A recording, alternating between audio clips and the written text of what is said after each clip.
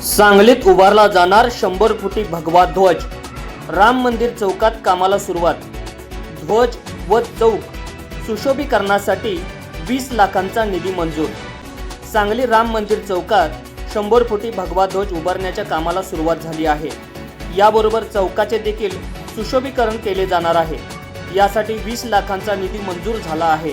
याची पाहणी हिंदू एकता आंदोलनाचे प्रदेशाध्यक्ष माजी आमदार नितीन शिंदे यांनी केली। महानगरपालिकेसह संबंधित खात्याकडे सातत्याने पाठपुरावा सुरू होता। जवळपास 20 लाख रुपयाचा निधी या कामासाठी मंजूर झाला आहे।